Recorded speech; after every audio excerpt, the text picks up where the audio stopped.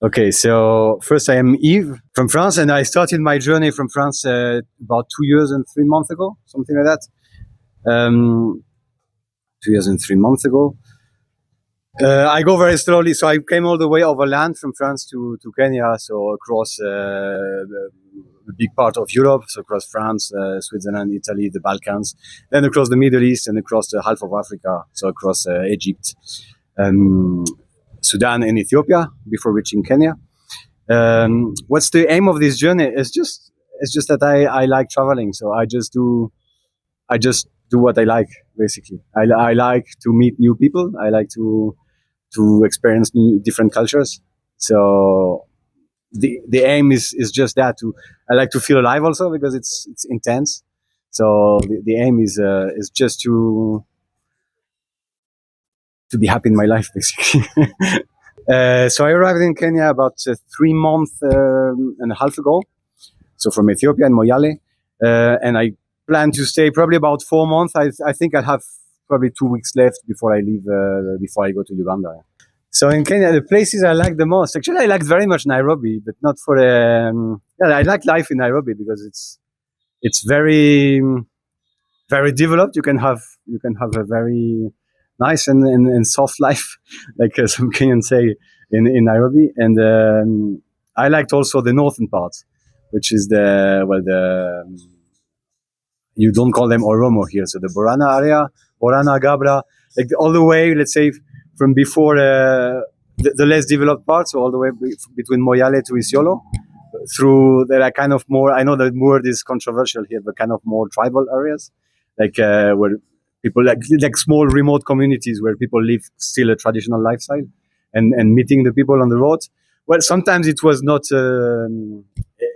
it's a bit difficult because they ask for money quickly, but it was very interesting. I mean, just seeing the people, seeing the very people, very interesting people culturally. So I liked very much the north, the way from, like, when I stopped in Bubisa, when I stayed in a lodge and met the Gabra people. I found it very fascinating, especially in the middle of the desert with all the wind and the harshness of the landscape. You could really feel, I like to meet these kind of people who live in remote areas and have a hard life. I think they are beautiful. And I liked also going through the Samburu area, Rendile area, and then meeting, in the last video I published, meeting the Maasai with Elema and the NRT was a very good experience. That's what I say. And I like, and since after, so because the challenges in the north is very interesting in terms of culture, but the challenges is that some people were maybe asking for money, and they had like knives, and so you're like, okay, maybe I'm gonna give them some money because, well, they seem they have weapons. So sometimes you feel a little bit tense during some interactions. And after when I started to be closer to Nairobi, especially the 2 last days, which were from Nanyuki to Nairobi, and also my way from Nairobi to here, like, people generally, just the friendliness of the people on the road, like everyone cheering for me. As soon as they see me on this bike, they're just like, yeah. So it's just the general friendliness of Kenyan people is really, it's the highlight for me. Nakuru. It's a nice, it's a nice small city. I really enjoyed it. I stayed quite some time here because actually my bike is a little bit broken. But it's a nice city. I went to the national park. It's very beautiful. And how can I describe it? It's a lovely city with very friendly people. I made a video here, and I was amazed by how people were friendly in the market. And forward, so I'm heading to Kisumu, then towards Uganda, and then across probably Rwanda, Burundi, Tanzania, western part of Tanzania. And then I think I change my mind quite regularly, so it's not fixed, but I think I'll go across Zambia, Botswana, Namibia, South Africa, something like that. But so all the way to Cape Town. I find Kenya very, very different, actually. It's very different. I don't know how to, like, for example, compared to Ethiopia, it's completely different. Even like in the past 10 years ago, I've been to Tanzania, and because you speak the same, well, here people speak a lot English. In Tanzania, it's more Swahili, but because you both speak Swahili, I think in Europe we have the image, or I had at least I had the image that it was two very similar countries, but I was surprised how different they are actually. So I would say it's quite a unique country in Africa, and the welcome, the friendliness of the people is really special here. I understand, like before I was like the first time I traveled to Africa in Africa 10 years ago, I was like foreigners were always talking, oh Kenya, Kenya, Kenya, and I was thinking, why the hell are they all speaking about Kenya? There are many other countries that are really beautiful also in Africa, and there's not only Kenya. But now that I came to Kenya, I understand why. There's something special in Kenya. The friendliness of the people, the way life is somehow easy is yeah, it's it's a very nice country, I think. Originally, I had some savings. I had some savings and a few investments so that give me a bit of income that I can get by with this. But then I do the YouTube channel and I found it with YouTube now because now my channel is big enough to live from it. So now I live from YouTube. But originally it was from savings and some investments to get by for the first year because YouTube it takes a long time to get money from it actually. For 1 year I worked for free basically. The key highlights. Oh, so yeah. For Lebanon, well, in Lebanon, the key highlights in which sense? In the positive way or negative or? Huh? Either. And know about Europe then. Also in Europe. Also in Europe. Because for me, my first highlight on the journey was meeting Serbian people who were very friendly with me, who like, they would just invite me to, it was the hospitality of Serbian people, the first highlight, like inviting me to get some drinks. I would they would just get me drunk on the side of the road and then I would have to continue my way drunk on the way because they're just happy to see me. And then Lebanon was a big highlight, yeah, for the hospitality and also because I had a quite a serious incident where some people tried to ambush me in the Bekaa Valley in Lebanon.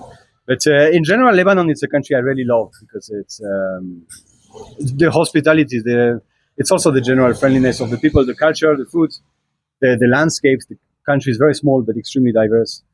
So Lebanon was a real highlight, was a big highlight. Then Jordan was a highlight also in terms of hospitality. The hospitality, I think in general, is the Arab hospitality is really, really impressive. It's what strikes you when you travel in the Middle East.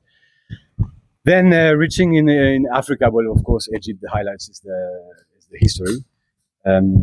Sudan, it was the hospitality as well, the friendliness of the people. And Ethiopia is the overwhelming. I would say Ethiopia and Kenya somehow share something. It's the overwhelming joy. It's stronger in Ethiopia. Sometimes it's too much, but it's the joy of the people. Sometimes it's too much because if I pass near a school, then I have the whole school following me and running after me. But this joy is really hard to find. You don't find this genuine joy in many other places. And here also it's the same as us. So the north was more remote, less people, so less intense in this sense. But it's the same. So after Nanyuki, all the way to Nairobi and around here, it's just the general joy I meet along the road. That strikes me, and that I love because I travel to meet people. I don't really go to visit sites. So, and feel the people really have something special both in Ethiopia and Kenya in terms of joy. So sometimes when you travel, the difficult thing is the visa. So for example, for Iraq, I arrived from Turkey and I arrived in Kurdistan. So it's a region that is half independent and they have a specific visa. But then I could not ride from Kurdistan to mainland Iraq, to Arab Iraq, because my visa was only valid for the north of the country. So I had to fly to Baghdad to get the visa for the whole country and then go back by bus to where I left my bag, so I can continue my journey. So sometimes, yeah, that's one of the challenges of traveling. It's the visa sometimes. With the with the lifestyle I have, it's complicated to have because to have a family life because I move all the time. So it's complicated to create a long-term relationship with someone because I'm just moving all the time, and most people are not nomadic and they live in the city. So it's a bit hard to match my lifestyle with a family life. After going back to Europe, I'll probably go towards Asia next. Asia. So from probably again through the Middle East, I don't know, and then across Asia somehow. But it's many years from now. For me, the goal with this is I do it as long as I like it. If I stop liking it, I'll just stop. But I don't see any reason why I would stop liking it. But the tricycle is just because I when I saw this kind of bikes, I thought like it looks funny, so I thought it's just well, it looks different, it looks funny, so I thought, well, let's try this. And why the bike? I tried a journey by bicycle 10 years ago. I did not succeed. So, but I always had this regret. And then my mother bought an electric bicycle, and between two jobs, I went to visit her and tried the electric bicycle, and it clicked immediately. I thought, oh, I failed with a normal bicycle. Maybe I can try with an electric bicycle. And so that's why the electric bicycle. And why the bike in general is because I don't really look for a lot. That's why I have an engine, because I don't really look for the effort, physical effort. I like to do a bit of sport, but not extreme sport. But what I like in the bicycle is it makes people friendly, basically. Because when people see you on the road coming with a bicycle, they're like, who is this guy? What is this guy doing? So it makes people friendly. So I like, it helps create a contact between me and the locals. In Iraq's Kurdistan, I felt the road were very dangerous. I mean, one road, which is a narrow road, but it's a main road because of political issues. So it's the road that everyone takes, but it's a very narrow road. It's only one lane on one side and one lane on the other side. And the drivers were like crazy. Yeah.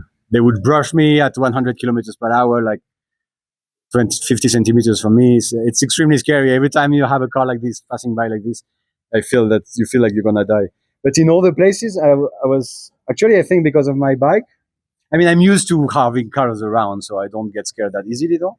Also, and I feel that because my bike is weird, it's safer than a normal bicycle, because drivers are like, what's this? So they slow down and give me more space than they would to a usual bicycle. What are some of the places that you got to know, like you can remember by name, in Nakuru? In Nakuru? I I know Jamia Hotel. The restaurant is very good. I didn't go. Well, there is the castle. I don't remember the name. So. Egerton, yeah. I know West Side Mall. I went very, very, very often there. So Java restaurant in West Side Mall. I stayed in Ismar Hotel, so I know Ismar Hotel. For the places, I know the name. I don't remember the name of the market. They told me when I filmed there, but I don't remember. I think there is the national park, of course, but for places I know where I know the name. I think that's all there. You can mention the names of the words that you have learned. And the words that you've learned, Kenyan words. In Swahili. Yes. Well, I know like siku njema, safari njema, or salama, shikamo, mambo, jambo. I always wonder which is who. Like, to say hello is a bit confusing here because it seems it's how are you at the same time. So, but yeah, mambo, jambo, poa, poasana, zuri, habari yako. What do you say? Jua, vua, vuli. Short rain. We are in Vuli now, no? We're in the short rain season.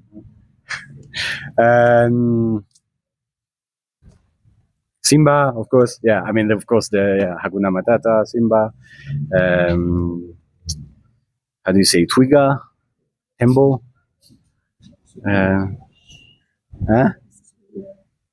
Muzungu, yeah, of course, Muzungu. I know Muzungu, yeah. Definitely, yeah. That's the word I hear the most. What do I remember? I like very much Nyama Choma. Yeah, from whichever animal. Well, the goat one is very good. Mukimo is very good as well. Mukimo, yeah. I prefer Mukimo to Ugali, yeah. I like Ugali, but I'm not. I cannot eat it all the time. But from time to time, I'm completely fine with Ugali. I prefer Mukimo though. I like the mashed potato you do, or I don't know how you call it. It's mukimo. No, but mukimo is kind of green. So there is something else. It's not only mashed potato. Yeah. Oh, gideri also. Gideri, yeah. Yeah. Okay, lastly, how long have you been here? It's been Nakuru. in Nakuru. It's been almost 3 weeks actually. I think 2 weeks and a half, 3 weeks, something like that. Because my rack is broken, so I fixed it and I wait for to get a new one. One final one. Which other stops will you be making in Kenya? Sorry, can you say again? Which stops will you be making in Kenya? In which town? Yeah, probably the main stop will be Kisumu, and then just go to Kisumu. Stop in Kisumu for some time to do some editing. I stay a long time usually in towns because I need to edit the videos. So probably Kisumu, and then from Kisumu, I didn't check the distance, but I might be able to reach the border in one day. Thank you. So You're welcome. you're starting your journey today, right? Yes. You're going to stop in Kisumu today. No, it's too far. It's gonna take me 2 days to go there. So where are you going to stop? Like, you reach where I don't know. Maybe there is Londani on the way, so I don't know Londani, or there is another city some kilometers after. I don't remember the name. So probably following you. maybe Mohorani. It sounds to me. Yeah.